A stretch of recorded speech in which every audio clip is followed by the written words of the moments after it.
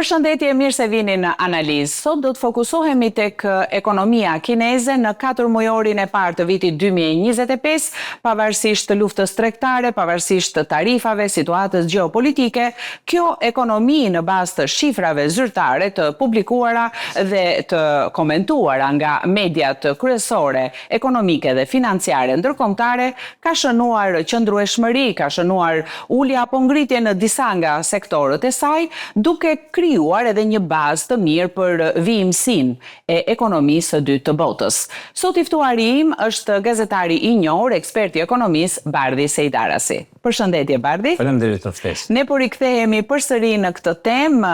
Kemi ekonominë e dytë të botës, ekonominë kineze, e cila në fakt është goditur, le ta quajmë edhe nga tarifat e administratës amerikane, tarifa këto të cilat kanë variuar dhe pavarësisht i presionin në rritje nga tarifat, ekonomia e Kinës, sipas të dhënave zyrtare në 4 mujorin e parë të vitit 2025 është treguar e qëndrueshme, duke patur një prodhim të fortë industrial, konsum të shërbimeve, po kështu dhe shifra pozitive në tregtinë e jashtme.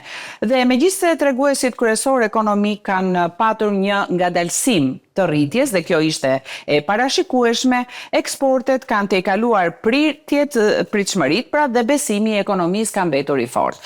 Tani në këtë situatë do të ndikojë tregu gjigant, mendoni juve, i konsumit në Kinë, mundësitë e importit që ky treg i ofron botës, si ka arritur që të kemi këto shifra në fillim të vitit?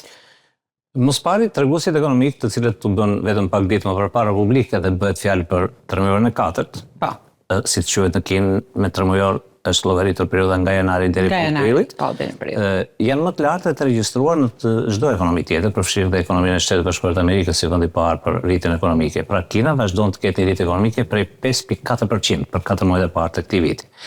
Sigurisht që duhet ta themi, ka një ndryshim të madh midis prodhimit të brendshëm bruto në Kinë, në mënyrë se si llogaritet ai, dhe prodhimit të brendshëm bruto në cilin do shtet tjetër të botës apo të Bashkimit Evropian. Për shkakun e thjeshtë sepse prodhimi i brendshëm bruto në Kinë është një shifër apo është një projekcion që fiksohet në fund të vitit ose në fillim të një viti nga autoritetet qeveritare kineze dhe ndiqet në vijimsi, realizohet në vijimsi, ndërkohë që në shtetet e tjera prodhimi i brendshëm, PPB-ja që themi ne, është një llogaritë GDP-ja në anglisht, është një llogaritë që bëhet mbi bazën e disa treguesve, disa performantëve.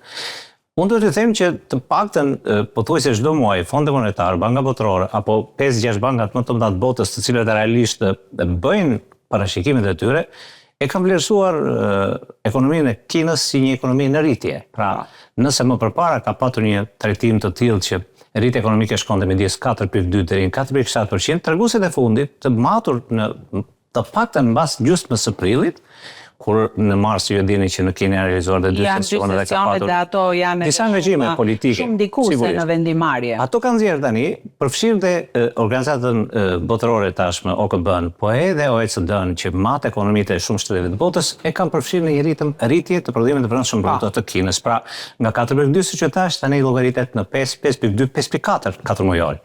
Madje ministri kinez i financave i garantoi në fund të prillit të gjithë ata që realisht parashikojnë zhvillimet ekonomike të një vendi se Kina do të realizojë objektivin e saj, dhe objektivi, siç e thash, është një objektiv i cili është thellësisht i ndryshëm në Kinë në krahasim me vendet e tjera. Megjithatë, Bardhi mund të kenë ndikuar, gjykoj, përderisa kemi një rritje të konsumit dhe sigurisht kemi të bëjmë me popullsinë e dytë më të madhe në botë, kanë ndikuar edhe këto periudhat festive që Kina, për shembull, vitin e ri kinez e kishte në fund të janarit, në ditët e para të shkurtit, dhe është një javë gjatë pushimesh me konsum të jashtëzakonshëm, me udhtime, me shpenzime, pra. Dhe në një popullsi kaq të madhe, sigurisht që konsumi është mjaft i rëndësishëm, po kështu edhe ofrimi i shërbimeve. Kto ishin 2 pika që unë vura re në raport. Në përgjithësi, në politikën kineze dhe në analizën që bëjnë qoftë Byroja e Statistikave Kinës, po qoftë edhe autoritetet e qeverisë kineze apo Këshilli i Shtetit, si ne e quajmë në qeveria e Kinës, kanë nxjerrë një rezultanti e prodhimit të brendshëm bruto është e barabartë me konsumin plus eksportet, plus eksportet neto, plus investimet. Pra këto 3 tregues nxjerrin pikërisht atë tregues. Nëse ju thash pa përpara që qeveria kineze është detyruar që të realizojë targetin që vendos, qoftë në mbledhjen e Partisë Komuniste apo qoftë edhe në mbledhjet e Këshillit të Shtetit, pikërisht në këta 3 elementë bazohet llogaritja e asaj që pritet. Po. Unë po ju them për shembull që eksportet janë elementi kryesor. Pikërisht ose konsumi madje është elementi kryesor. Deri vitin e kaluar 2024 në Kina thoshte që 60% rritje të eksportit, që përbendet 2.2 pikë të rritjes së GDP-s, është e pamjaftueshme për Kinën dhe kërkon rritje e eksportit, siç tentohet tani. Nëse thoshte që pjesa që lidhet me eksportet neto, të cilët janë rritur, madje edhe këtë periudhë janë rritur 7.6%, që është një rritje nga më të mëdha, pavarësisht nga tarifat që përmendet ju, pavarësisht nga ngërçi që realisht pritej të ndodhte midis muajit prill dhe maj për shkak të atyre tarifave. Shtetet Bashkuara vendosën për 180 vende përfshirë dhe Kinën, madje në Kinë kanë qenë në nivelin më të lartë të mundshëm me 3 shifra. Pavarësisht këtyre ka patur rritje të eksporteve neto. Investimet janë një çështje shumë interesante në Kinë. Investimet sigurisht që nuk janë siç fjala vjen bën Gjermania, ta them që në shumicën e rasteve kërkon stimull fiskal, stimull që lidhen me bankat. E realizoi Gjermania. Në këtë vit që flasim, Gjermania ka kërkuar një stimull fiskal që lidhet pikërisht me rritjen e kreditimit, në shtrimin e kreditimit. E njëjta gjë ka ndodhur në Kinë. Në 2024 ndodhte në 2025. Por Banka Qendrore e Kinës dhe bankat e tjera, Kina është vendi i parë në botë për sa i përket nivelit bankave. Nuk e konkuron askush. Qoftë bankat qendrore, qoftë bankat lokale, bankat rajonale, të cilat vazhdojnë të investojnë me atë synim dhe me atë qëllim që kërkon pikërisht politika kineze, ekonomia kineze për të rritur ritmet e rritjes ekonomike, siç e përmendët ju.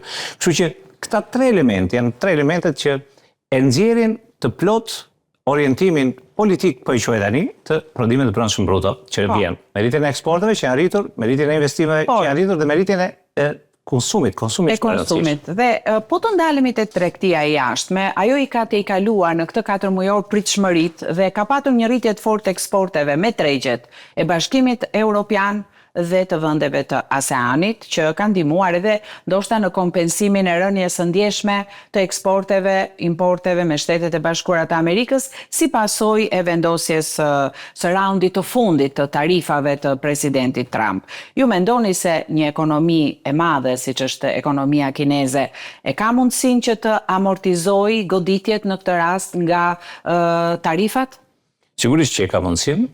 Nëse do të kishit mundësi, mund të referoheshit një fillim shumë interesant që ka mbajtur ambasadori i Kinës në Iran, në një takim që zhvillohet në një nga zonat më të vlefshme ekonomike ku Kina investon.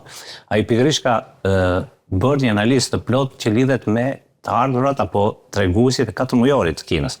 Dhe ajo që e ndihmon Kinën për të përballuar qoftë ngacet që vijnë nga tarifat, qoftë edhe situatën makro që është në nivel global, janë pikërisht marrëdhëniet që vendos qeveria e Kinës me një numër të konsiderueshëm shtete. Sot ka marrëdhënie me mbi 150 shtete. Pikërisht hapja dhe tendenca që ka ekonomia kineze, politikat kineze për të realizuar këtë zgjenxhir që lidhet me eksportin në atë parë, por lidhet edhe me shumë gjëra tjera, qoftë edhe me investimet, ka bërë që ngërçi që vjen nga tarifat të mos ndihet fare. Ekonomia ka mbetur e qëndrueshme dhe sot që flasim, pavarësisht që ka një pezullim 90 ditor të tarifave, pavarësisht që ka një luftë tregtare që vazhdon. Ato janë një argument i paparashikueshëm ashtu siç ka një argument që duket tani. Argumenti është që rritja 5.4% tregon që nuk janë ndier. Pra ekonomia ka mbetur e qëndrueshme, dhe duket interesante edhe tregtia e jashtme me vendet e Bashkimit Evropian dhe vendet e Azisë Juglindore që bëjnë pjesë në organizatën e ASEAN. Gjendet në mënyra tjetër për të gjeneruar të ardhurat nga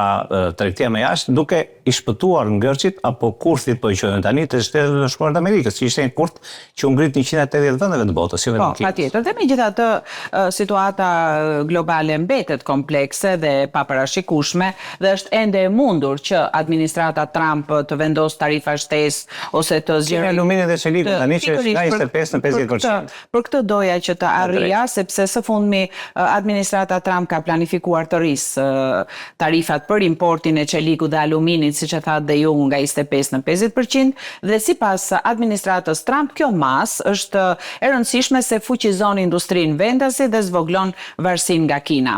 A pritet që këto tarifa të reja të parashikuara, pra, të nxisin më tej ashpërsimin e luftës tregtare mes dy superfuqive ekonomike? Nëse i referohesh të gjitha burimeve të njohura zyrtare, madje edhe analizëve të njohura ndërkombëtar që fillojnë që nga, siç u thash, nga Fondi Monetar, Banka Botërore, po vazhdojnë edhe me bankat më të fuqishme në botë, apo qoftë edhe raporti i fundit i OECD-s, e shef që vendosja e këtyre tarifave apo krijimi i këtij ngërshi që vjen nga vendosja e tarifave mund të ushtrojë një presion vetëm afat shkurtër në ekonominë kineze. Në afat gjatë ekonomia vazhdon të mbetet e qëndrueshme, siç e përmenda shifrat e 4 mujorit e tregojnë këtë, pra nuk mund të jetë poshtë sepse janë aty, janë mbi tavolinë.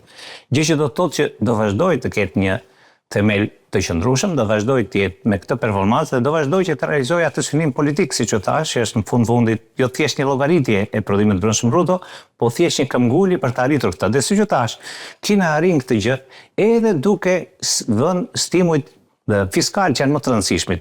Nëse do të referohem, kam këtu shifrat e byros të kombëtare të statistikave që janë shumë, po sigurisht që nuk do të referohem gjithave sepse është informacion shumë i zgjeruar, por nëse i referohem vetëm pikërisht stimulit ekonomik që përdor Kina. Në vite të rëndësishme siç ka qenë 2008-2009, ka përdorur këto stimuj dhe kanë ndihmuar jashtëzakonisht. Në periudhën e krizës. Jam më shumë se 50 triliard dollar, vetëm nga stimit ekonomik, përfitimi i bankave. Në 2015-2016 ne përdor po këtë stimuj. Pritet të gjykohet nga shumica e analistëve që stimuj të tillë të përdoren në vitin 2025-2026, sepse pretendohet që të ketë stimuj të tillë. Madje Kina kërkon që të ndjek një tentativë që bëri, siç u thash, Qeveria Federale e Gjermanisë me qëllim që të stimulojë rritjen ekonomike nëpërmjet kreditimit. Po nëse në Gjermani kreditimi sigurohet apo stimuli fiskal sigurohet duke u nisur nga normat bazë që ka treku, nga kostoja që kanë kredit në Kinë, kjo sigurohet nëpërmjet një vendimi që ju delegohet bankave, duke qenë se bankat kryesore aty janë shtetërore dhe i gjithë veprimi bëhet me banka shtetërore. Pra, do kemi kreditim, do kemi mundësi për stimulim dhe do kemi rritje ekonomike që vjen qoftë edhe nga investimet, siç e përmenda tre faktorët. Dhe kemi disa të dhëna që do të ishte mirë të rireferoheshim, sepse sipas të dhënave zyrtare, një total prej 529.000 kompanish regjistruan aktivitet importi-eksporti gjatë 4 mujorit, rritje prej 33.000 krahasuar me të njëjtën periudhë të vitit kaluar. Veçanërisht ndërmarrjet private do vazhduan të jenë ankorimi i ekosistemit tregtisë jashtme, me 455.000 firma private aktive në biznesin ndërkufitar, duke përbërë 86.1% të gjitha kompanive tregtare dhe duke shënuar këtu një rekord për këtë periudhë të vitit. Tani, viti është një vit kalendarik, ai ka 12 muaj, po flasim për 2025-ën. Si një vit ekonomik, tashmë ka kaluar 3 mujori i parë i tij.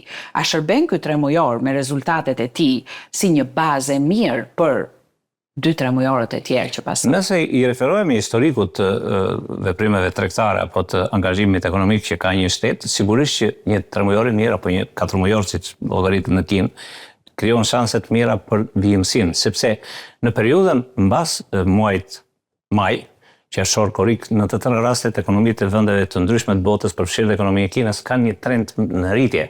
Në mes turizmi, në mes veprime tregtare, në mes shumë faktorë dhe aktorë të tjerë të cilët detyrimisht edhe historikisht kanë treguar që turizmi këtë vit ka shënuar shifrat. Dhe këto kanë treguar, ne kemi këto shifra vitet kaluar. Indikuar edhe nga heqja e vizave. Nuk diskutohet janë nëse faktorët dhe përgjithsisht qeveritë dhe shtetet e stimulojnë një rritje ekonomike në mes vit dhe deri në fund vitit. Madje edhe investimet nëse vini re, investimet publike, po edhe private në shtetet e Ballkanit Perëndimor apo qoftë edhe të Europës së Mëtej, janë të tilla që zakonisht fokusohen në pjesën mbas gjysmës parë të vitit. Gjë që do të thotë që edhe rritja ekonomike pritet të jetë më e avancuar, më e shpejtë në gjysmën e dytë. Gjë që më bën të mendoj që një 4 mujor rezultativ i janar-prillit për qeverinë kineze, për ekonominë kineze, detyrimisht do të pasohet nga një 4 mujor i dytë që prapë do të dalin shifrat dhe mbase do jemi këtu të analizojmë, të cilat do të realizojnë synimin politik prej 5%, rritja 5% është rritja më e madhe që cilësohet sot, është një objektiv, po është një objektiv që u arrit. Fakti që ne kemi 5.4% në janar-prill do të thotë që kemi edhe një rezervë tjetër për ta mbajtur këtë premtim, për të mbajtur këtë angazhim dhe gjykoj që ekonomia do ecë në mënyrë të tillë, pavarësisht edhe nga ngërçi i madh që përmendet, duhet ta përmend vazhdimisht të tarifave që ka vendosur Shtetet e Bashkuara. Që ne nuk dimë. Por gjeni rrugë dhe mundësi, sepse vetëm shtrirja, zgjerimi dhe krijimi i lidhjeve të reja, siç u thash, me më shumë se 150 shtete në të gjithë vendet e botës, i jep mundësi dhe frymëmarrje ekonomisë në vendi për të ekspansuar, për të zgjeruar. Dhe unë gjykoj që në vitet, në muajt që vinë, madje duhet të përmendë 10 vjeçare, se ka një projekt 10 vjeçar Kina, dhe ka synuar që vetëm me rritjen e konsumit, nga 60% që ishte konsumit në vitin 2024, të shkojë deri në 80-90% në 10 vitet e fundit, duke siguruar vetëm kjo rritje e konsumit këtë 5% që themi ne. Dhe besoj që do të jetë rritja e konsumit gjithmonë është një garanci. Unë ju falenderoj Bardhi për të gjitha opinionet që ndam së bashku. Të dashur miq, ne këtu po përfundojmë analizë, unë dalëm sot në ekonominë kineze në tremujorin e parë të vitit 2025 dhe në shifrat e këtij tremujori, të cilat duken pozitive dhe një bazë e mirë për vijshmërinë në tremujorët e tjerë të këtij viti, i ftuar Bardi Sejdarasi, gazetar dhe ekspert i ekonomisë. Ju falenderoj që qëndruat me analizë, miru takofshim.